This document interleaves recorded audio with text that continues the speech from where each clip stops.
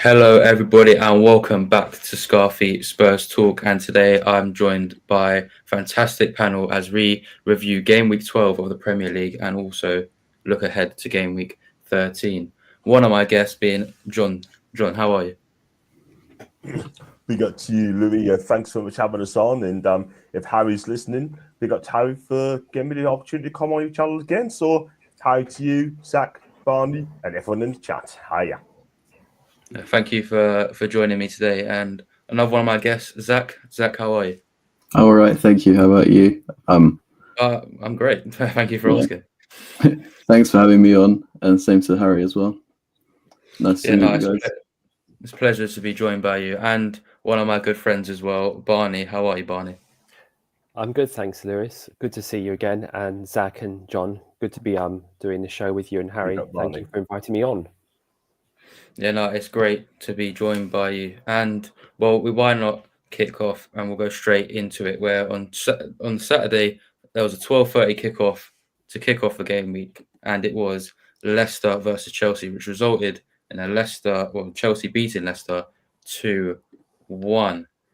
Barney, I'll kick it off with you. Why not? 2-1 to Chelsea. Did you see that coming?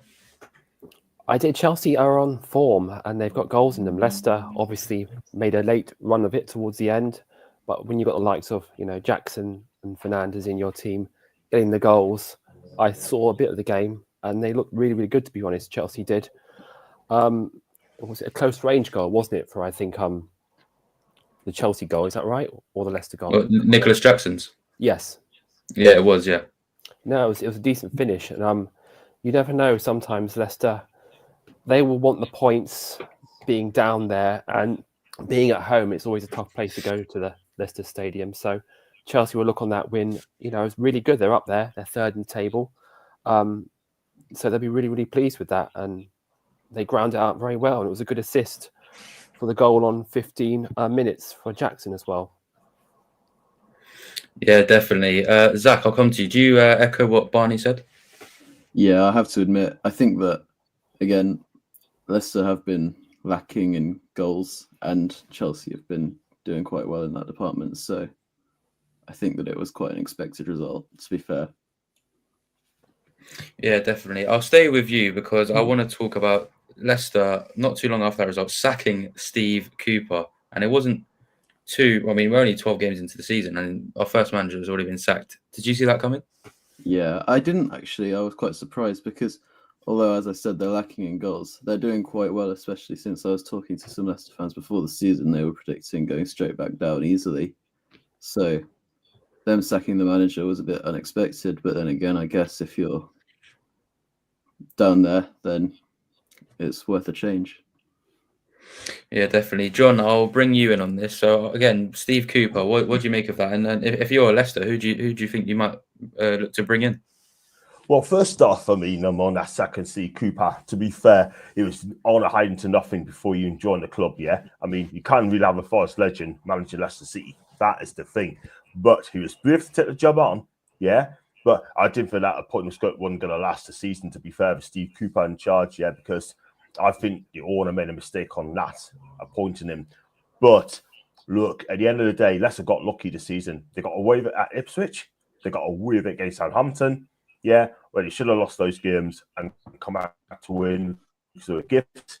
However, they get mullered by Chelsea, United, and just the football. They just haven't really got a style of play. But when you get players going out having a jolly up, celebrating, saying that they miss Maresca, then the writing's on the wall, and that's not good. That ain't good at all whatsoever. But going back to who should take over, I heard that Van Nistelrooy could be his favourite for the job. He's always been linked to Hamburg as well. And I can tell you now that David Moyes and Graham Potter would not take that job on. They want money to spend. And they want money to spend. And because of PSR, they're going to be thinking, you know what? I'm not going to come in. But Graham Potter had the chance to take over Leicester before. He said he wants a bit more time. Didn't get that time. I can't see Leicester going back in for him. David Moyes, well, I think they need a young manager that's going to go in there and kind of make a difference, yeah, and give him new ideas. do play good football, but at the end of the day, Barney's. I think, for me, whoever goes there is going to be on hiding for nothing at the end. They've got to keep Leicester up no matter what. I think if I was a betting guy, I think it'd be Van Nistelrooy. Do you think Van Nistelrooy could do enough to keep him up? I think he can, because he will play comedy and he plays some good football. He plays free-flowing football. What you have to understand is he won the Dutch title with PSV Eindhoven, and I think he won the Dutch Cup as well. So he comes to the pedigree, yeah. And all he needs, he could have gone Burnley in the summer, but he chose to follow join number 2 to Ten Hag at United at the time. But for me, I think if he goes there, I think he'll keep Leicester up, but only just. But again, will he get money in January? I'm not sure because of PSR, but it's going to be very interesting. I think it could be him. If it's not Van Nistelrooy, then I think Leicester need to get someone in real quick. Otherwise, they could be in spot of bother.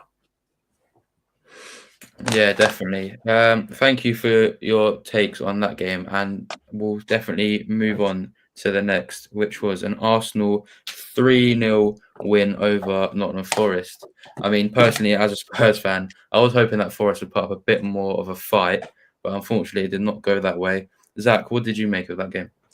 Yeah, I think that obviously Arsenal are a strong side. There's no denying it. As a Spurs fan, it's frustrating, but they've got good depth. They've got good players, and yeah, it's hard to keep up with them when they have all their players. So yeah, it's a difficult one because especially since Forest have been sort of giant fighting in good form. So I was hoping for a bit more of a fight, but Arsenal could clearly take them on.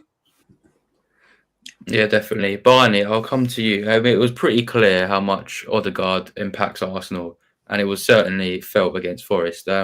He's a massive player for them, isn't he? He's a huge player and he's a game changer. I mean, we've seen him play obviously a lot. We all have. You know, you won't like me hearing me say this, but I love Arsenal. I love the way they play, and I did expect more of Forest in this game. I was quite surprised. They've been really, really good this season. One of my standout sides. So Arsenal were clinical. And the player you just mentioned is, you know, a player that will always do the business. And that kind of quality always shines through in the end. And Arsenal certainly showed it from what I saw. Yeah. And John, I'll come to you. I mean, speaking of Martin Odegaard as well, I mean, some people consider him to be one of the best midfielders in the Premier League. I mean, if not the best, would you say that is a rogue shout, or would you get behind that? He has ups and downs, Odegaard. I mean, look, he's a good player, don't get me wrong, but sometimes it could be Odegaard. Sometimes when he's world class, when he's a good player, he could be Martin Odegaard. But look, everyone said he's a big miss. It's been shown. I think he's a good player. He really is a good player. He's got to do it in the big games. If he does it in the big games, you talk to him more about it. I think Luca probably agree with us. But at the end of the day, one thing I will say, I mean, they need, yes, they won 3-0. Yes, they deserve to win. And yes, they play well. But Arsenal needs a world-class striker. They need a world-class striker, a number 9. If they can get a number 9 in, and so start Alexander Isak, then believe you me, I think Arsenal can go all the way. But they need a number 9. Havertz, for me, is not going to get enough goals. Don't get me wrong, yeah? He's not going to get enough goals. Jesus, I think he's done personally. I'm not going to lie. But I think Arsenal needs a couple more players in. And that is the thing. Oh, and by the way, in my opinion, I don't think Arteta's the guy to take them forward. And I think Luca will probably agree with me on that one as well. He is not that guy to go forward. They have spent 800 M's, right? And they only got one trophy to show for it, and that's the FA Cup, yeah? And I've always said, if he doesn't win the title this season, Arteta, I think that guy, they need to look at him because he's not going to get Arsenal over the line winning the title. He will not. Trust me on it, yeah? I just don't think it's good enough. They need a winner. It's going to come there. I'm talking about someone like Zaggy. I'm talking about Diego Simeone. Yeah, Jose Mourinho, possibly. Do you know what I mean? I know people say he's finished, but I think he's got one left in him. But I don't know if Arteta's going to get there or super do a Mick. But yeah, they won. And are they going to push Liverpool all the way? They need to be winning more games. They cannot drop any more points. Because as far as I can see, I think Liverpool's going to win the whole lot. Fair enough. I mean, to be honest, I hope you're all right, and I hope that Mikel Arteta isn't the person. Barney and Zach, I want to get your thoughts on this. I mean, Barney, I'll start with you. Would you agree? Yeah. Do you think Mikel Arteta is he not the person to bring titles or trophies to Arsenal, or do you think it's in him? It's in him, but my doubts are there. A manager of his quality, if I was being blunt, would have won something major by now. I just think the way the table is, the way the teams above him are playing, you're always going to get pressure on him. And yeah, I mean, things can change, don't get me wrong, but I just think with the quality up there, in terms of you winning, you were talking about the title here, or we talking about a trophy? I mean, whichever. I mean, the title, but I mean, I mean, I'll ask you this: do you think Arsenal could win the Premier League within the next 2 seasons? 50-50. Depends on their recruitment. As John says, they need a striker. They need a good quality forward. They're not that far off, but they just need that kind of a finisher. Mikel Arteta's a good manager, but they just need the personnel on the pitch. And yeah, it's possible. Do you think Arsenal will regret selling you Emil Smith-Rowe? Yes, 100%. I think he'll be one of our signings of the season. And Zach, I'll come to you. What do you think? Obviously, as a Spurs fan, I mean, we both hope that Arsenal ain't going to be winning anything anytime soon. But I mean, do you think they can? I think they definitely can. It's just about how the other teams are performing, and with City sort of faltering, and although Liverpool look like they're doing incredibly well, if you watch a few of their games, then you can see that they're getting quite lucky with in my opinion, they're getting quite lucky with the way that they're playing and the results they come away with. So I think it could happen. I think that this title race is very open this year, for sure. I think it could happen this season, and it could happen next season, depending on recruitment. And obviously, common theme, they do need a striker. Jesus isn't good enough. I think Havertz is too inconsistent. I think that it's just get a striker and get someone who can score goals regularly, and they're well on their way. Yeah, definitely. Thank you for your guys' opinions on that game. And we move on to another 3:00 game, which was Aston Villa 2, Palace 2. Quite a close game. Well, the scoreline suggests so, but I mean, Palace, stats-wise, are definitely the dominant team. John, I'll come to you. I mean, 2-2 at Villa Park. Did you see this result coming, and how did you see it? I thought it was going to be a tricky game for either side, really. I thought Villa just cannot seem to beat Palace at home. And Palace just haven't got the season up and running, haven't they, really? Because they're just not winning enough games for me. I mean, Glasner's still the right guy, but the losing Elise is a kick in the teeth for them at the end of the day, but kept on to Esse, which is really good. They could have lost Gay to us, but they were trying to be greedy. And its valuation will be dropping anyway because there's no way it's worth 75 million quid. No way. But Palace were 2-1 up, I think, and should have held on to it until Villa got equalised and goal. It's a tricky place to go to, Villa Park. And I think Palace will be happy with a point. But as to Villa, they feel it's 2 points dropped because if you want to get Champions League again or fight for top 6, these are the sort of games you're going to need to win at home. That is the thing. And I think Villa missed a couple of chances as well, by the way, in that game, which proved costly. But for me, I think Emery is going to be very disappointed. And Glasner will be pretty pleased with a point because it's a difficult place to go to, Villa Park. But Palace need to be winning games. Not this Saturday, though. But you know what? I think Villa will bounce back from this. Yeah, definitely. Thank you. Barney, I'll come to you because Villa sit 1 point above you, and inevitably when you lose on Sunday, they might even be further from you. I can't say that. But Aston Villa 2, Palace 2. How did you see that game? And I mean, was it? I mean, Yuri Tielemans, as John Sinclair said, they missed some chances. Yuri Tielemans did miss a penalty, which might come back to haunt them. How did you view it? I mean, would you think as well, like John said, it was going to be a tight game? I didn't think it'd be a tight game. I thought Villa would actually win this, but Palace, to their credit, even though they did let in a fairly late equaliser, will be more than happy with a point. I think if I was a Palace fan, I'd certainly be going away from Villa Park thinking, yeah, that's a good point. If you're Villa chasing the top 6, as John says, you need to be winning games like this. No disrespect to Palace, but you've got to be taking 3 points from those kind of games. But I didn't even see this as 2-2. I think my score was 2-0 to Villa. Prediction, something like that. So yeah, I think if I was a Villa fan, I'd be disappointed. Definitely 2 points dropped. Yeah, definitely. And Zach, I'll come to you. As a Crystal Palace perspective, getting a point away from Villa Park, would you think they should be happy with that? I think generally they would be happy, but I think also losing it in the way they did is sort of going to be a kick in the teeth, especially since morale's probably already quite low, and I'm not sure whether even now Glasner will last. Like losing a lead relatively late on is just going to lower morale rather than raise it, I think, to be honest. But again, if you were 2-1 down and it came 2-2, I think you'd be very happy with a point. But just losing that late equaliser, it's just going to be a bit tough on them, I think. Yeah, definitely. Thank you for that. And we'll go on to Bournemouth 1, Brighton 2. Zach, I'll stay with you. I mean, again, Brighton taking 3 points away. They're doing really well this season. I mean, what's the limit on this Brighton team?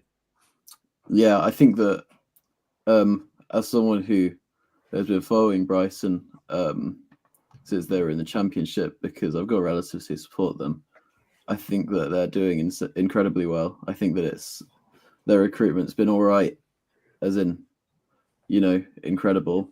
I don't think that they've missed a signing apart from maybe, there's a few that haven't gone to plan, but most of the time their hit rate's been immaculate. Obviously, AI coming through, João Pedro, Jorginho Rutter, all performing. I think the sky's the limit for Brighton, especially since in the table they're fighting up there for top 4, and 2-1 against Bournemouth as well with a man down. It's a really good result. Yeah, definitely. Barney, I'll come to you because if you look at the stats of this game, Bournemouth had 13 more shots than them. Bournemouth had 13 more shots than Brighton, and they had a 0.7, I believe, higher XG than Brighton. So if you're looking at that, Bournemouth had a bit of a shocker. I mean, amount of shots they're putting up. I mean, and they only scored 1, and Brighton scored 2. I mean, Bournemouth should be really disappointed with that, shouldn't they? Yes and no. I mean, we've all seen games, where we have the lion's share of possessions. We all have where we have ample shots, and then the other team will go and win by a fluky goal. Bournemouth will be disappointed, certainly, but they shouldn't feel too disappointed either, because Brighton are a really well-run club. They've got some great players, and they're up there on the table due to their results on merit. And, they're not doing too badly. They've had some good results themselves, Bournemouth. Brighton, too, will be looking on this result as brilliant, considering they're down to 10 men. So, really, really positive for them. But Bournemouth shouldn't be too disheartened. They have enough quality, certainly, to finish mid-table. They have enough quality. They've adapted without Solanke. They've improved. And I see the future good for both clubs, Lewis. Yeah, thank you, Barney. And John, I've got to come to you. I mean, just as overall, what was this game? How do you see it? And what did you make of Bournemouth's, inability to really be clinical with their chances? That's the problem. If you don't take your chances, you're not going to win games, are you? Simple as that. But Brighton, what a season under Fabio Hutzer. What a job he's done. I mean, he's produced a team, right, of honest players, right? I mean, have they got stars in their team? Maybe 1 or 2, but they work for one another. They play some good football, possession football, yeah? And they don't take risks like they did under De Zerbi. But, yeah, Brighton took the chance again and went 2 goals up, and Bournemouth had to work to do. They got a goal very late on, but it wasn't enough. But it's just taking the chances again. But I was expected to be full of goals, and it hasn't happened. But I think Brighton is going to surprise a few people this season. I know the Premier League don't want that. They do not want clubs like ourselves, Brighton, upsetting the Big Six. So it's going to be very interesting, and hopefully they probably go all the way. You just never know. But I mean, Ariola's done a fantastic job at Bournemouth. He really has, but it's just a bad day in the office for him. But fair play, Brighton. Yeah, definitely. Thank you for that one. So we have, and that takes us on to probably the most boring game of that weekend, which was Brentford 0 and Everton 0. So I mean, not really much to talk about. But so Zach, I'll come to you. I mean, 0-0. I mean, was it? Did you see it being a draw and just a lack of goals, really? Yeah, I could see a draw, to be fair, with those two teams. I think that neither of them are standouts this season, but also I wasn't expecting either of them to be exceedingly weak this season as well. So both quite defensively solid, both, strong teams, hard to beat, but also, as you saw with Everton at the start of the season, they were struggling. So I think Everton might be a little bit pleased. Brentford might be a little bit disappointed, but overall, a decent result for both of them. Yeah, definitely. Thanks. Barney, I'll have to come to you because, I mean, I showed you the stats last time. I'll do the same again. Everton had 27 shots. Brentford had 9. I mean, there's a big difference between the two there. I mean, is that for such a defensive team that people claim Everton to have close to 30 shots? That's quite remarkable. And again, like we saw with Bournemouth, they weren't clinical. What do you make of that? It's a game of chances. I mean, you can have 100% of the ball. If you don't put the ball in the net, it matters not. I mean, yeah, I agree with what was just said about it being a draw. I don't think Brentford's away form is very good. In fact, it's really, really poor. I think they're near the bottom of the form table. I always expected Everton to maybe push on. I know those stats, it's quite unbelievable. But if you don't take your chances, you get punished, or in this case, you don't get punished. I don't think either side really has anything to complain about. Either side has set the Premier League alight this season for me. And they're both devoid of quality, both of them. Brentford are good at home. Had this been a home match, I would have said it would be a banker for Brentford. But yeah, I'm surprised Everton didn't win that, to be honest. So if I was an Everton fan, I'd look on that as a win dropped.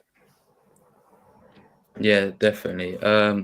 John, I've got to come to you about this. I mean, again, I mean, it's 0-0, including Everton. Everton aren't very entertaining, are they? Even if they do have 27 shots. What do you make of it? Well, I went to the game at Goodison Park last month. We should have won that game. I was very disappointed we didn't win that game. I was disappointed. But going back to the Everton-Brentford game, yes, I mean, yeah, is that guy got sent off? Or Norgard, isn't it? Norgard got sent off, didn't he, for foul on Gordon, yeah? I mean, he went for the ball, yeah, do you know what I mean? But he's got a 3-game ban overturned, by the way, so fair play. But Everton, unless they start scoring goals, putting goals in the back of the net, they're going to be in big trouble. 27 shots on the goal, and you can't even score one. That is their problem. You know what I mean? Scoring's been their problem. And they're just woeful at the minute. Up front, defensively do okay, but they just cannot score goals, and that's their problem. But one thing I'm going to say, I'm sure Sean Dyche is still the guy for Everton. I really do think that. But when the new owners comes in, I might not be so sure. But they need to fix up their goal problems, though, guys. Because I'll tell you something now, if they don't, they will be in big trouble. And I can guarantee you. But they need to fix up. But that is not good. Everton's not entertaining at all whatsoever. They are not. But Brentford will do something. Brentford, I mean, if they had 10 men, they would have won that game. But you know what, Louis? They got some tough games coming up, and I can't see where they're going to get the win from. Yeah, definitely. Thank you for that. And I mean, this wasn't a game week 12 matter, but we did talk about it. And John, I may have to ask you for the lottery numbers next week because 11 minutes ago, Fabrizio Romano has tweeted that Ruud van Nistelrooy is set to be appointed as the new Leicester City manager. It's come up on my X feed right now. John, I'm going to have to ask you because your predictions must be top notch. What do you make of that, John? I feel it's a good appointment. They have to back him. They have to give him time. And the football's going to be completely different. It's going to be fast. He's going to try and bring football the United way. If he can do that, that'd be cool. But you've got to support. He's a young manager. You've got to give the man time. And I think that could be a fantastic appointment. And I'm glad Leicester's taken that chance. And I think he'll do bits, Ruud. So I should have put some money on. I should have done. Should have put some money on. But at least we'll come back to this live show because you had it on record before that was tweeted out. You did say it probably about 3 minutes before it came out. You did say if Van Nistelrooy would take the job. Barney, what do you make of that? I think it's a great appointment. I think Leicester have really nailed this. I think he'll bring the right play that Leicester need to the club. I think he's a young manager. I think they need a change of direction. Ruud van Nistelrooy, I think, can really build something here and start a managerial career, a proper one. And, establish himself, hopefully, as a manager in the Premier League. Yeah, definitely. And Zach, I'd like to get your thoughts on Ruud van Nistelrooy. I mean, he had a pretty successful tenure as interim manager as Man United. What do you think he could do at Leicester? Yeah, I think he's a brilliant manager. I think that even if they need to give him time, they need to give him funding, but I think he could do great things. I think that he can establish them as a good Premier League side if you give him time. They just need to hope that if he does do well, that he doesn't get stolen by a big club, which is quite a recurring theme for smaller clubs at the moment. Yeah, thank you. Well, and that will bring us on to the next game. That was a 3 o'clock kickoff. I'm sorry to do this, Barney, but it was Fulham 1, Wolves 4. So, Barney, I'm sorry, but we're going to have to go to you, obviously, as a Fulham fan who had a lot invested in this match. 4-1. First thing I'll say, I'll give praise to Gary O'Neill first. Great manager for Wolves. He has them playing the right way. And I'll just be honest, they deserve to win. Though 4-1, I don't think was an accurate result because the whole game changed when Anderson went off due to his injury late on. They came with a game plan, Lewis, and they thwarted us in attack. They were quick in the tackle, they were sharper, and they adapted to the conditions quicker. Obviously, is it Cunha? Scored 2 fabulous goals. What a player he is. I couldn't help but just admire him, to be honest. Iwobi scored a great goal. That was 1-0. And then from that moment, I thought, okay, we were doing well. But then Wolves grew into it and they were having peppering shots. And they hit us on the counter and scored 2, great goals by him. Harry Wilson came on. Marco Silva, to his credit, he went for it at that stage and made ample substitutions. It was about 4. But then Anderson was injured, and this was just after Harry Wilson had hit the bar. It was 2-1 to Wolves at that stage. That would have been 2-2. And then suddenly it would have been a different game. And then the last 15 minutes, 2 breakaway goals for 4-2. So disappointed on the scoreline, but not the defeat because it was deserved. Wolves were the better side. I can't lie there. They deserve the win. And yeah, it's a blip because we always seem to do this after international breaks. We start slow, and we did it again previously. In the previous international break, we lost. So it's something we need to work on, definitely. Yeah, in that game, both you and Wolves did have 10 shots, and it's just that they had a couple more on target. Is that the? We've already discussed it in the show. It's just being clinical, isn't it? It's being clinical and just taking your chances. And Raul Jimenez, I don't know how he missed, but literally from point blank range, he hit the crossbar, and 9 times out of 10, he's going to score that. And against his former side, you think at that stage, great. But yeah, Wolves were just more clinical, Lewis. Each goal was deserved, and I can't argue with it, to be honest. I even said to Wolves fans, fair play. Yeah, definitely. Barney, no, sorry, Barney, John, I'm gonna have to come to you because Wolves have now got their second win of the season. They're out of the relegation zone now. Is it? Can they push on? And do you think they do enough to stay up now? They got a long way to go. I mean, Gary O'Neill's done a good job at the club. I know people are saying that they want him sacked. Then who do you get in? That's the thing. What people have to understand, the Wolves had a difficult start of the season. Yeah, they had to play the bigger clubs. Yeah, cannot be helped. So got that away, and now they've got clubs around them who they need to pick up some points, and that's exactly what they've done. They beat Southampton 2-0. They beat Fulham. Sorry, Barney. They beat you lot 4-1. Right. Could have been more, but you know what? You got some quality players there, like Kodia, Gomez, yeah, Lemina, yeah, Dawson at the back. They got some good players there, and they got leaders. Now, if they bang in the goals and start winning games like they did, I think Wolves could be fine. They could surprise a few people, could be fine, and that's bad news to Southampton, and maybe it's Leicester. I've not too sure about Leicester, do you know what I mean? But if Wolves get out of the bottom three, Ipswich gets out of the bottom three, then that just look good for the rest of them, doesn't it? Maybe it's Everton. I think Everton, unless it starts scoring goals, they could be in the spot above that. But yeah, Wolves, big club, good fans, well done, and they just got to keep going. Yeah, definitely. And win,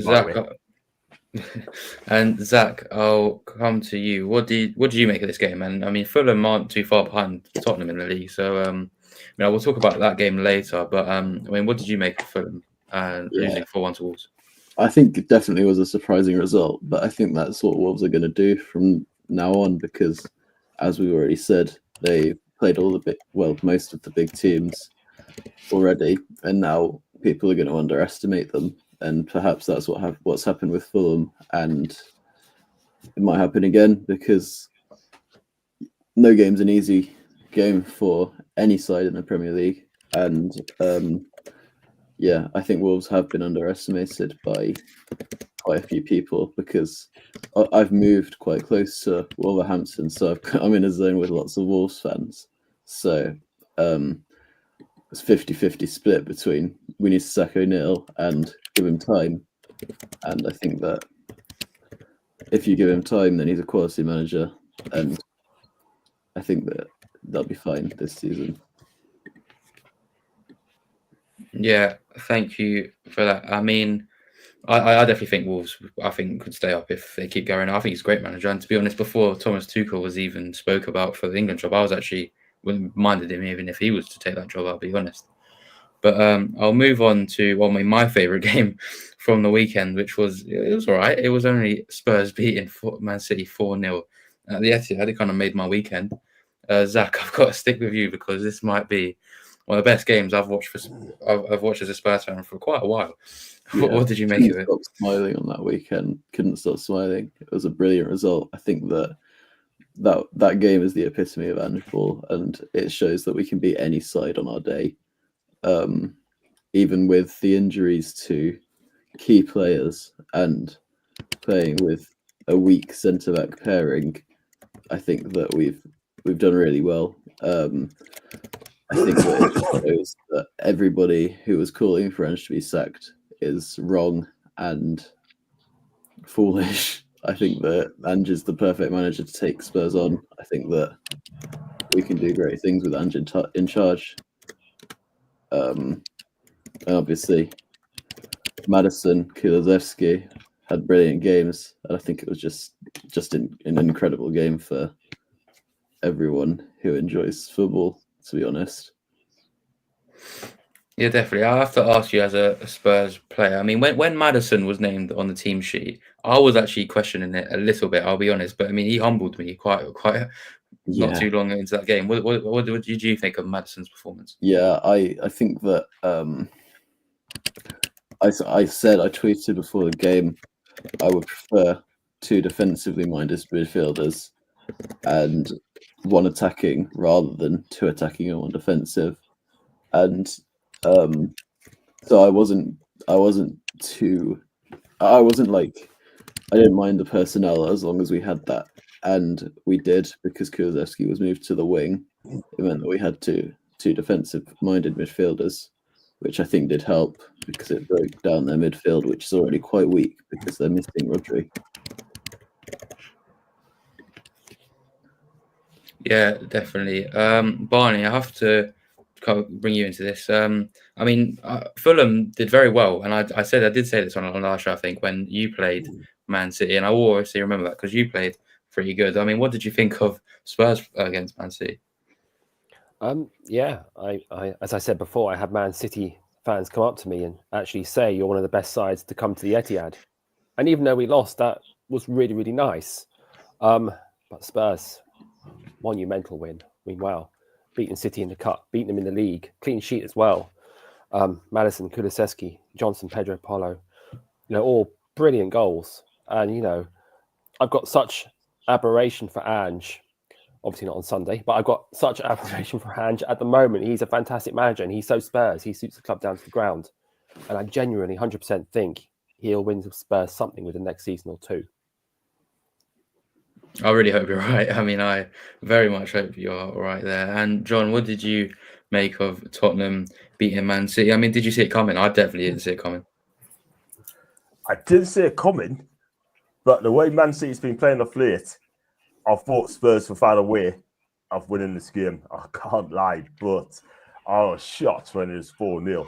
I mean, look, I expected a high-scoring game, like a 3-2 to Man City or 3-2 to Spurs either way, but 4-0 at the Etihad, that was incredible, man. But you have to understand that City's got injury problems, yeah. De Bruyne is out and Diaz is out as well, and Rodri, De Bruyne. So, like I said, let's be honest about it. I'm not going to lie, but fair play for Tottenham winning that 4-0. And do you know what? The good thing is, they won at the Etihad. The worst thing is, they could lose at home again at the Tottenham Hotspur Stadium against a lesser club. And then, no wonder the Dr. Tottenham. We're going to call ourselves Dr. Newcastle because we fix up teams that have already got problems. Do you know what I mean? And save the managers in the sack. That's what we are. So, at the end of the day, look, well done. I mean, Maddison is outstanding. You're back for Dragistein. I like him, but he needs time in the Premier League. He does need time. And I think it will come good. But I've got a funny feeling he'll be back, go back to Italy next season. Definitely. I mean, I won't surprise me. I mean, as you say there, I mean, Dr. Tottenham, we take from the rich and give to the poor. I mean, I would not be surprised as Spurs, and if we were to lose to Fulham on Sunday, I'm not saying that Fulham are of the poor side, but I mean, that's just the sort of thing we do. I'll be very honest. And that takes us on to that's the problem. It is, yeah, it is. We can, if we played Man City 38 times in Premier League season, we would win with maximum points, but that's not really how it works, unfortunately. That takes us definitely not. That takes us to Sunday's games when Liverpool beat Southampton 3-2 away from home. Not the scoreline that I definitely would have thought. Barney, I'll come to you. I mean, it was a bit edgy for Liverpool there. I mean, I think Zach mentioned early in the show they do get a bit lucky sometimes. I mean, I don't know if they did get lucky on Sunday, but it was definitely close. What did you make of it? I wouldn't say luck comes into it. I think more if you're a really quality side, you find a way to make your own luck. And I think Liverpool do that a lot. I've seen them do that when they've played us a lot. And I'm sure it's happened with you guys too. Southampton, though, pushed them all the way, and credit to them. They need the points desperately, but it's looking a futile exercise now for Southampton at this stage. I do, feel for their future in the Premier League. But Liverpool will look on that. It was a late goal. Salah penalty, wasn't it, on 83 minutes? It was. Is that right? Yeah, I think it was, yeah. It'll be a great win for them. And it keeps up that momentum at the top of the table, but nervy times for Southampton now. Do you think that Liverpool can win the Premier League? Or, I mean, it's their title to lose now, is it not? Absolutely. I think they can win the Premier League. It's all about consistency and just doing what they're doing. I think if they do that, then no one can predict anything. I mean, it's football, it's all opinions, but they've got it in them. Yes, certainly. I think they can. Yeah, Zach, I'll come to you as Liverpool beat Southampton. I mean, they've got a very quite healthy lead at the top of the Premier League. Is it? I mean, do you agree with Barney? I mean, can they do it? Can they win the league? They definitely can, and they probably should at this point. They've gone through quite a few of the hard teams. I think that 12 games into the season to have an 8-point lead is a really good sign for Liverpool fans. But as I said earlier, I think I do agree. And I can't comment on this game because I didn't watch it. But as Barney said, if you're a good side, you make your own luck. But eventually, I think that them not dominating performance could come back to bite them. I think the appointment of Slot has gone much better than anybody could have imagined, because I thought they'd be quite a bit lower because all the other sides are strong as well. But I think Kelleher is an incredible keeper. I think that they've got incredible squad depth and really good fluidity as well. I think that a lot of their players can play in a lot of positions, and I think that's a really good advantage for them. So I think they could burn out, but at the same time, they're quite far ahead now, so it's going to be hard to catch. Yeah, very, very true. Thank you for that. And John, I'll come to you to talk about the Southampton side of this, because now Southampton are 4 points adrift from 19th in Crystal Palace, and they've only scored 9 goals. I mean, I hate to bring up this stat, but the team who's actually scored the most goals in the Premier League is Tottenham, who scored 27. I mean, there's definitely a theme of being able to create chances and being able to put away chances. I mean, is Russell Martin walking the tightrope? Well, unless he stops playing it out from the back on a regular basis and it's going to cost him goals, then he could be on the spot above as well, unfortunately. Do you know what I mean? But look, they got to give him a chance. I mean, look, at the end of the day, right? I mean, you might as well keep him now. If they get relegated, he's going to be the perfect guy to get him back up again. Do you know what I mean? So, look, put it down to experience, yeah? But it's okay playing that kind of football in a championship and you get away with it. You can't do it in the Premier League. That's a problem. But Southampton, I thought they did well. They played really well. Gone 2-1 up, scored some good goals. Well, penalty, rebound, and another goal from Fernandes. Class finish. But again, you know Liverpool's going to come back at them. That's exactly what they've done. I mean, Mo Salah, what can I say about this guy? That guy is absolutely amazing. And he just gets better and better with age. What's he, 32? And if Liverpool don't give him a new contract, then believe you and me, he's going to be a huge, huge miss. But Southampton, again, at least they didn't go down like a whimper. They gave it a right go.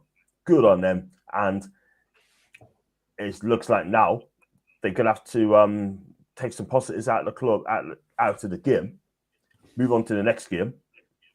But the thing is, though, guys, they haven't got slaughtered of Man City. They lost by a lot of goal. They lost by a lot of goal against Liverpool, yeah?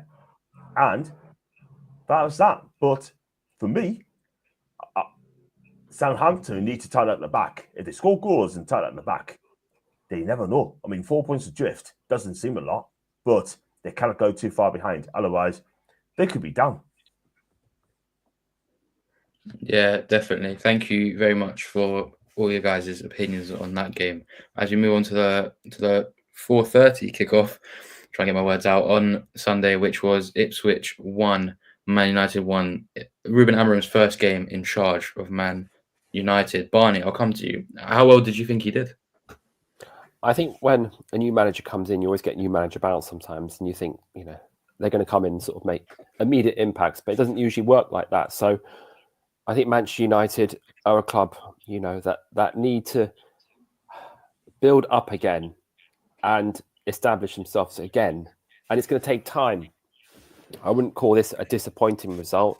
Certainly losing it would have been, but Ipswich is a hard place to go. They're battling, for their lives down there. They're newly promoted side who haven't done badly themselves either this season. They've got a lot of draws. The draw against us. So they're capable of getting results against, sides up there. But I think if I was a Manchester United manager, I'd be looking on that as a progress point, definitely. Yeah, it'd be nice to get a win, but it's not all doom and gloom to go away from Portland Road in your first game with a draw. Yeah, definitely. Zach, I want to talk about, well, I mean, Ipswich in general, and I mean, because they are now, I mean, they're drawing on points with Wolves, but what puts them in the relegation zone is the goal difference. I mean, Ipswich unfortunately did beat Tottenham 2-1, and now straight from that, they've gone and drawn to United. I mean, it's 2 good results in there. Can they stay up? Yeah, I think there's a reason that Chelsea were going after Kieran McKenna as their first choice. I think that he's a brilliant manager, and as you say, they've drawn more than they've lost. They can go toe to toe. I think that, again, as with quite a few teams that are down there, scoring goals is the problem. It's not their defense. I think that they just need it to click. Delap's a brilliant player. I think that he'll be one to make it further into the bigger teams if they don't stay up. But I think they will. I think that I can't call who's going to go down. I think that it's very, very close. But I doubt that it will be Ipswich or Leicester now. Yeah, fair enough. John, I'll come to you. I mean, I want to talk about Amari Hutchinson's strike because, I mean, that was a quality goal. I mean, what did you make of the strike and just Ipswich performances in general? I thought, well, Ipswich could have had a heads down after a minute when Rashford scored a goal, but Kieran McKenna doesn't allow the sides to let the players' heads drop. Never in a million years. However, I thought Ipswich gave a good account of themselves in that game. They really did. I mean, they had a couple of chances there. I thought another had a wonderful one-handed save from, was it the lap? I'm not sure it was, but might be Wes Burns. But what a cracking save. But Hodgson's goal was class. Absolutely fantastic. I know we might take a nick along the way, but you know what, guys? Cracking goal. But other than that, I mean, Ipswich had a couple of chances to win the game. Didn't happen. And I thought Carl Jussi, the Swedish lad on loan for Napoli, because I do love Italian football, I thought he was outstanding in that game. I thought he was really good. And I thought Delap, this guy, I tell you what, I mean, if they stay up, I think he should stay at Ipswich for one more season. And I guarantee you, it'll be the next best thing in English football. Do you know what I mean? I think this guy's got everything. He can hold the ball up. He's got pace. He's strong. Scores at either foot. I think the guy's brilliant. He really, really is. But Kieran McKenna's done a fantastic job for what he's done. We got to go there in a couple of weeks' time. And that's not a gimme. Going to Ipswich is not a gimme because I tell you what, that'll be a tough game for us. I guarantee you. But I think it's going to be interesting going in. But yeah, one each. I think the score's fair. And Ipswich did do well. But as United, wow. I tell you what, this is Ipswich, you know. They should be going to Ipswich and win those kind of games, yeah? And Amarine has got a big job on his hands, but they must give him time. Yeah, definitely. Thank you for that. And John, I'll have to stay with you because, I mean, I know you might not want to talk about it, but I mean, we'll do it a little. I mean, West Ham did beat Newcastle 2-0 at St James's Park. I mean, just what was your thoughts of the game? I mean, I thought Fulham, I thought Newcastle, my apologies, were actually pretty good that game. I mean, you definitely seemed to create quite a good few chances and definitely probably had more than line share possession. What did you make of it? Well, the thing is, so we just stopped to Newcastle. We fixed up other people's teams, you know what I mean? We fixed up West Ham's problems winning games. We fixed up their manager, not going to get sacked. And also, that's about the third time we fixed up other teams where we should be beaten, and we didn't. But first half, I thought he had chances. Isak, Gordon, Joelinton, Willock should have been in the back of the net. The problem is, if you don't take your chances, you're going to get punished. The goals conceded was very poor. The first goal, no, didn't pick up Souček, didn't they? Do you know what I mean? It's just absolutely poor defending. Kelly and Longstaff should have been on him. The second goal, I mean, I cringe when I watch that second goal, like, you know. Longstaff hits the back, right? I think it might have been Bruno. He got dispossessed, right? West Ham broke away. It fell to Jared Bowen, right? Now, Sean Longstaff was facing towards the goal. He did not track the runner. Then again, Joe Linton should have done the same as well. And Finn Bissaka ran straight past him, right? Unaware. Didn't pick him up. And then it was 2-0. 2-0 to West Ham. Game set and done. I thought Bruno Guimaraes was poor. I don't care what anyone said. He was poor. Yeah? I think Soler and Paquetá had on midfield on toast. Yeah? That's the difference, yeah? West Ham's got Soler. We got Longstaff. That's the difference. And that's the thing. Second half, we had absolutely no clue whatsoever. And the night's just been summed up when Jacob Murphy, all he has to do is lift the ball over, decent cross, and that would be 2-0 and should have been 2-1. Nah, he crossed it low and the keeper saved it. That is the thing. That just sums up our night, yeah?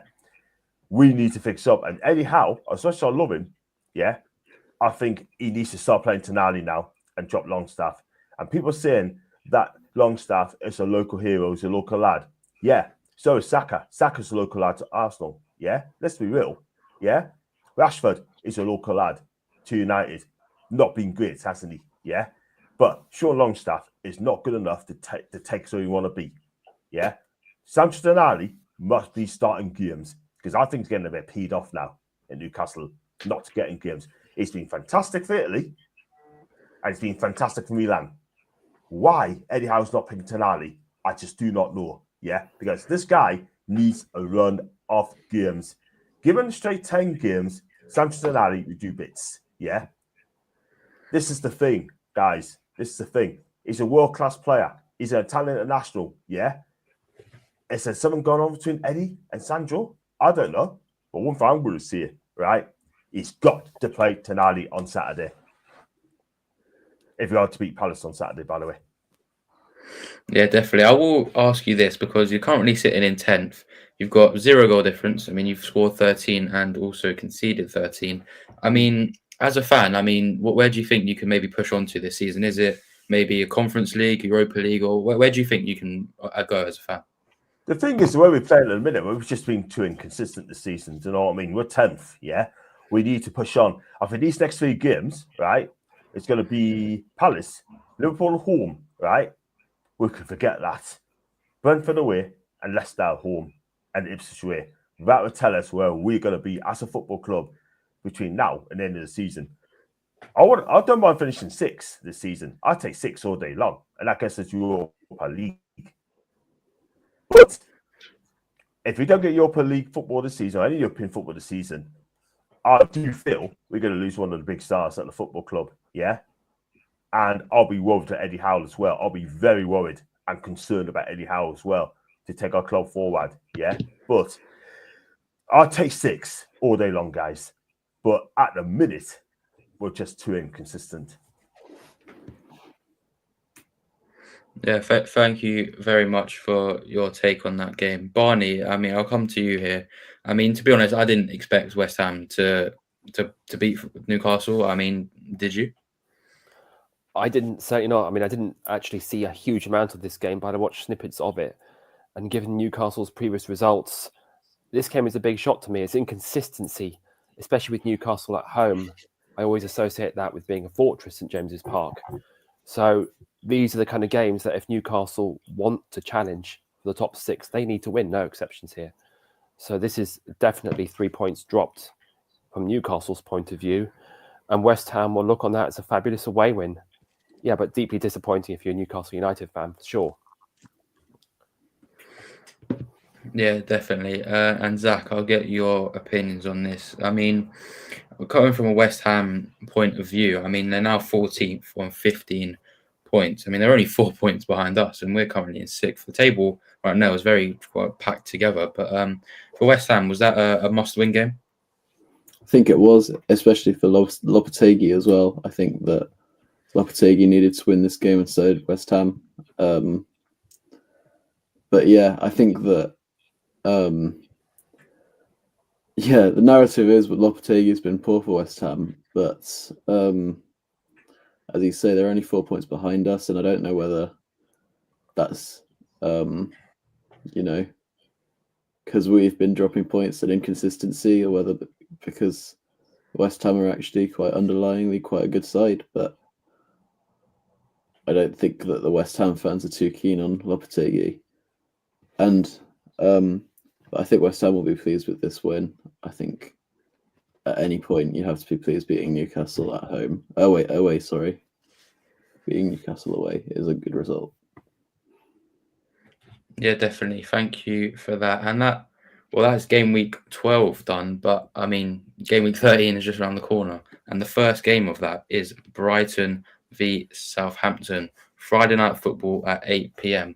So I'll be asking for everyone's score predictions. So, John, I'll kick it off with you. I mean, to me, I'm pretty sure I can predict the winner of this game, but by how many goals? Yeah, I mean, look, Brighton are decent this season, and Southampton again struggling at the minute. So I wouldn't be surprised it's going to be Brighton 3, Southampton 0. I think Brighton's going to be too strong for them. 3-0. Yeah, thank you, Barney. I'll bring you in. Do you agree with John? Is it going to be a big win for Brighton? Brighton doing really well. I always fancy them at home. Southampton will make it a little bit of a battle, being the kind of a South Coast kind of derby. You always expect a bit of kind of spice. I reckon they'll score about 3-1 to Brighton, I'm going for. 3-1 to Brighton. And Zach, what would you make of this Friday night football? Yeah, I think that Brighton have the potential to score a lot of goals, and so does Southampton, to be fair to them. I think it'll be 4-2 to Brighton. 4-2. Wow, that's a big win. And there is no 12:30 game that I'm aware of. So the first of the 3 o'clock games is Brentford v Leicester. Zach, I'll stay with you. I mean, Leicester and Brentford, I mean, both were winless in the last game week. Do you see there being a winner here? Yeah, I think that Leicester will have their new manager bounce, and I think it'll be 2-1 to Leicester. 2-1 to Leicester. Wow. Barney, what do you make of that? I mean, obviously, as mentioned, Bruno Van Nistelrooy, depending on how quick they get him in, I mean, obviously with Fabrizio Romano telling that today, I mean, could he be in charge for that game? I mean, he could be. It all depends. What would you make of that? He could be. If he is, Leicester will certainly play a different way. But with the amount of goals Brentford score at home, and they do score a lot, so I always fancy them on the home turf anyway, not so much away. So I'm going for a 2-1 Brentford win. Okay, so we've got 2-1 Leicester and 2-1 Brentford. John, I mean, what do you think? Could it be a draw, or which way would you lean? If Rude comes in before Saturday, for me, I'm going to go 2-2. Brentford 2, Leicester 2. Okay. And John, I'll stick with you because as Newcastle were playing Crystal Palace for Newcastle at Selhurst Park. I mean, as a Newcastle fan, do you think you can bounce back? And what would your score prediction be? It's going to be a tricky game going to Selhurst Park. Yeah, I mean, you never had a good record there in the past, but for me, if you are going to get top 6 this season, these are sort of games you're going to need to win. I said that on Monday night, and we didn't win that game. The best you can hope for Newcastle, and the confident Newcastle fan, I'll be delighted if we get a point at this game. A point. I'm going to say 1-1. 1-1. Okay. Barney, what would you make of this? I mean, again, both teams not getting a win last week. Do you see one team winning? I fancy Newcastle to have a bit of response after the previous game. I mean, Selhurst Park is always a tough place to go. But I think Newcastle will win this 2-1. 2-1. Okay. And Zach, what would you make of this game at Selhurst Park? Yeah, I think that I'll agree with John, because I think 1-1 is a good shout, because Selhurst Park is a difficult place to go, and Crystal Palace have got a relatively good result on this week. So Yeah, I think that it'll be 1-1. Thank you very much. And the next game, I believe to be, is Nottingham Forest at home to Ipswich Town. Barney, I'll come to you because Nottingham Forest, they're having a good season. Is this a game that you think they could be winning? Nottingham Forest on home turf is always a tough place to go. I mean, they got goals throughout their side and they play football a great way. It'll be a tough game for Ipswich, but I think Forest will win this 3-1. 3-1. John, what would you make of that? I mean, Newcastle didn't beat Forest too long ago. I mean, do you think they could beat Ipswich? This is going to be a attractive game. I think if Ipswich are going to win, they need to have a goal. But it's going to be a tough game. Forest against Ipswich. That could go either way. And I'm saying Forest need to bounce back after 2 straight defeats. And Ipswich, they need to start winning games to get away from the bottom. So on this occasion, I'm going to say just Forest I'm going to go 2-1 to Forest. 2-1 to Forest. Fair enough. Yeah, I mean, that could be. I mean, that'll definitely be a good game. Zach, what would you make of this game? Yeah, I think there's definitely going to be goals. I think both sides are quite prolific in their goal scoring abilities, but I think that Forest will probably come away with the win, and it'll be 3-1. Yes, thank you very much. And then I think the last 3:00 game is Wolves at home to Bournemouth. Barney, I mean, I'll come to you for this one. Obviously, Wolves did beat Fulham 4-1. Could they get another win against Bournemouth? They'll certainly have their tails up, and they've shown what they're capable of doing. But it's about consistency, and if they can play to any way the way they did against us here, then I do fancy a win. So I'm going for 2-0 Wolves. 2-0 Wolves. That is a fair prediction. Zach, I'll come to you. I mean, do you agree with Barney? Do you think Wolves will be getting the win?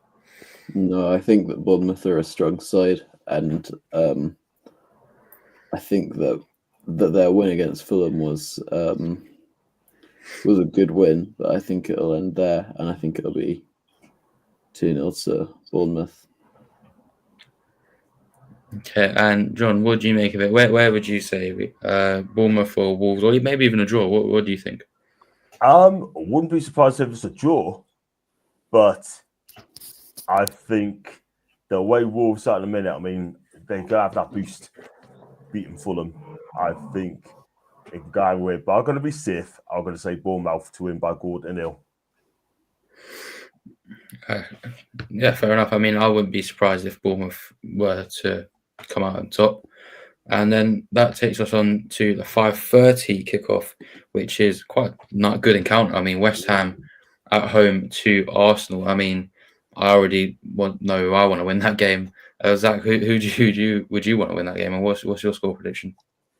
I'd love West Ham to win, but I think that Arsenal are a brilliant side, and it'll probably be something in the region of 3-0 to Arsenal, because I don't think that Lopetegui is a great manager, and I think that Arsenal have a really good side. Okay, John, I'll come to you. I mean, West Ham, Arsenal. I mean, both teams coming off big wins on the weekend. Where do you see this result going? I'm going to go with Arsenal, and I'll tell you for why. Because Arsenal will want to fight Liverpool away for the title. West Ham, yes. I mean, I know they beat us, yeah, but the goals conceded, I think Arsenal can be too clever for them. So I'm going to say West Ham 1, Arsenal 3. Okay, and Barney, I mean, 2 London rivals, I mean, for both us, Spurs and Fulham. I mean, where do you see this result going? London derbies can sometimes be hard to call, but Arsenal have so much quality all over the park. So I'll have to go for an Arsenal win here. I think they'll have too much for West Ham, so I'm going 2-1 Arsenal. Okay. And that takes us on to the Sunday's games. Quite a few good games on Sunday, I have to be honest. One of them being Chelsea at home to Aston Villa. I mean, that game needs no introduction. Zach, I'll come straight to you. I mean, two good teams going at it at Stamford Bridge. What result could you see happening? Yeah, I mean, they're both brilliant sides. I think I was loving it when Chelsea were down there in mid-table, but I think they've bounced back well. Maresca was a good appointment, and I think that it will probably be a high-scoring draw, maybe 2-2, maybe 3-3. I'll say 2-2 though. Okay, Barney. I mean, I know you're a massive fan of Chelsea, but what result could you think that Chelsea will win? We must have some kind of linkage going on, because I was thinking a 2-2 draw as well. I think it's going to be a high-scoring game. Two great sides going for it. So, yeah, I think it'll be an entertaining 2-2 draw. 2-2 draw. I mean, John, is it going to be a 2-2 draw? I mean, what else could you see? What result do you think is going to happen? I think it's going to be a 1-1 draw. It's going to be really tight. I think Chelsea are playing really well. Villa are hard to beat. I'm going to say 1 each. And yeah, it's not really draws in these games, but I'm going to go 1-1. 1-1. Thank you. I mean, definitely. I mean, you'll see having a draw there. And then Ruben Amorim's first game in charge at Old Trafford takes it to be a Man United v Everton. I mean, John, I'll stick with you. I mean, could you see Ruben Amorim getting his first win as Man United boss? 100%.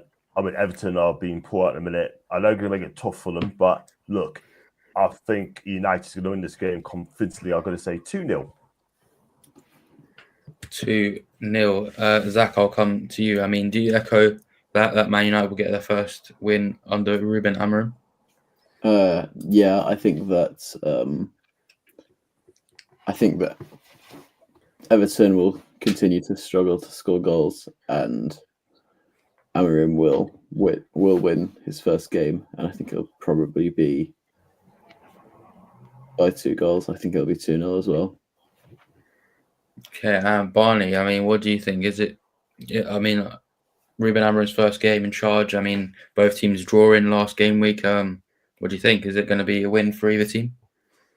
I expect the new manager now at Man U to get his first win at Old Trafford.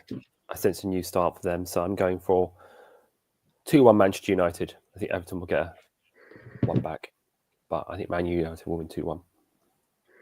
Okay, and Barney, I'm going to have to stick with you because a game that, I mean, I'm certainly looking forward to. I mean, I think I will be attending this game, which I believe you are as well.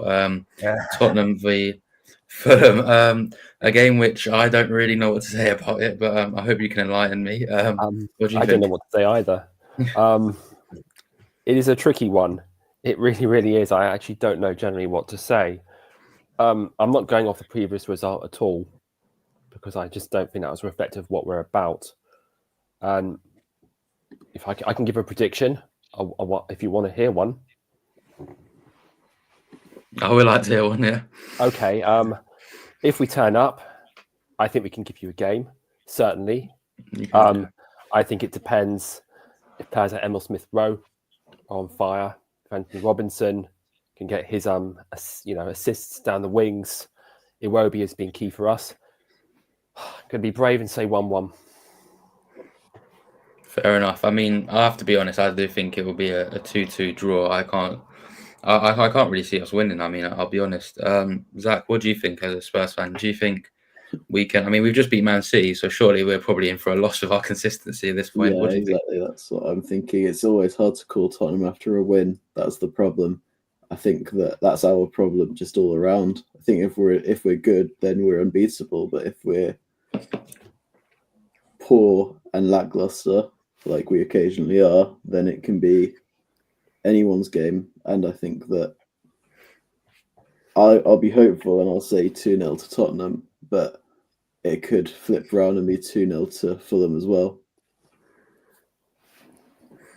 Yeah, definitely. And John, I'll have to get your thoughts. I mean, as the only technically neutral fan, I mean, of on the panel here, what do you think the result could be? I think there'll be goals in it. It's a hard one because Tottenham, you don't know which Tottenham's going to turn up, and as for Fulham, you don't know which one's going to turn up these days. You know what I mean? Good luck, brilliant away from home. At home, got absolutely bullied by Wolves, but it can go either way. But I'm going to say, sorry, Barney, just Tottenham. I'm going to say just Tottenham. I'm going to say Tottenham 3, Fulham 2. It's going to be exciting. Yeah, definitely. Thank you for that. And I mean, a game which, I mean, there's a lot to talk about here, really. Super Sunday, 4 o'clock kickoff. It's Liverpool v Manchester City. I mean, if it wasn't for Man City's poor run of form, I think this would be an absolutely enthralling encounter. But I mean, it still could be. John, I'll stick with you. I mean, this game, it could. I mean, there's a lot to think about. I mean, Liverpool's on a great run of form. Man City obviously winless in 6. Do Man City get their first win? I mean, for them to get it, it's going to be very hard to do so. Well, they come to Anfield. 6 games that win, 5 defeats and a draw. You take Champions League as well, but they can't have 6 defeats straight. Surely. And Liverpool's on fire. They're really on fire. And I'll tell you what, the way they play it in a minute under Arne Slot, I mean, they're going to be difficult to stop. But I'll be watching this game with interest as well. I'm sure it's going to be shown worldwide as well. But I'm sorry, Man City. I'm going to say Liverpool 2, City 0. Okay. Barney, I'll come to you. I mean, obviously, City's poor run of form is obviously very key coming into this game, and Liverpool's really good run of form also. I mean, does form go out the window in this sort of game? I mean, because just two really teams that have been going at each other the last few years, or do you see Liverpool running away with it? Man City are a side who can always certainly just turn it on. So in some ways, I think form is almost irrelevant when it comes to games like this. I think either one of these teams could do it on the day. Yes, Man City are staring down the barrel of is it what 6 straight defeat if they lose this 7th, 6th. It's pressure, but Liverpool have shown time and time again what they're about. They're a quality side, and I think on the day I think they'll just have a little bit too much for City. So I'm going for I think they'll both score. I'm going for a 2-1 Liverpool win. 2-1 Liverpool win. And Zach, to end off the show, what do you think the result could be here? I think that it could be messy for Manchester City. I think that,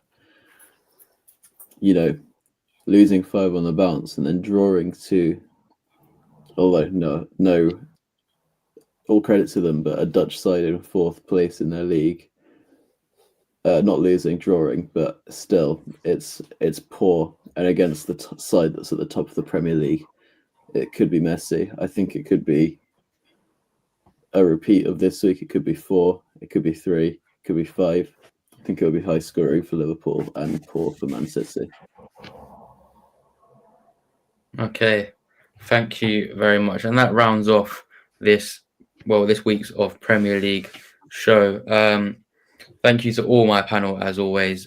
John, thank you very much for coming on. And I mean, loads of people know where you are already, but I mean, where can they find you if they don't?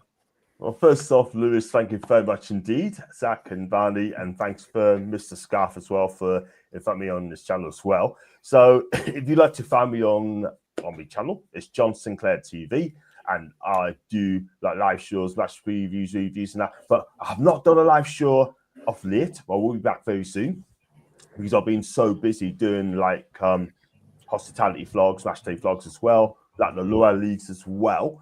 And I just got a tweet off Salisbury FC, right, which is like not with the fans as well, like a fan group. They want me to go to Salisbury FC to their hospitality and for the game, which I will be definitely returning, but probably next year. So I'm going to meet fans and because the thing is, right, when you do hospitality vlogs and that sort of thing, especially lower leagues, it helps them. Because they need your money, it helps them raise that profile. You know what I mean? And they want that. Yeah. So I love doing what I'm doing.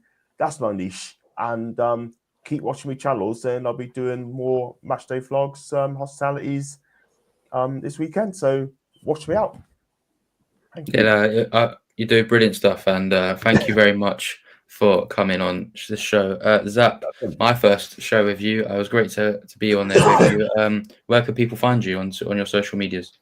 Yeah, well, I'm only really on X, and it's just at Zach Rapson. So, yeah, I'd appreciate it if you follow me. But it's been really nice to be on, and I really appreciate Harry and you hosting and inviting me on. So thank you very much. You're very welcome. It was brilliant to be joined by you and Barney. You need no introduction, Barney. You're brilliant. And where can people find you across your social medias? Thank you. Likewise, Lewis, you're a great host. And thank you, Harry, for inviting me on to your terrific channel. Zach, John, great to talk to you both. Thank you very much. And you can find me on X, Twitter, Ambrose Barnaby. I'll be there talking about Fulham mostly and all things football related. But great to talk to you guys. Yeah, no, thank you. Just quick, sorry about it as well. Also, you can find me on Insta, John.Sinclair55. You can find us on TikTok, John Sinclair YT. You can also find us on X on John_NEFC42. Yeah, definitely. Make sure you're following all the guys here on the panel across all their social medias. Thank you very much for tuning in to this week's Premier League show.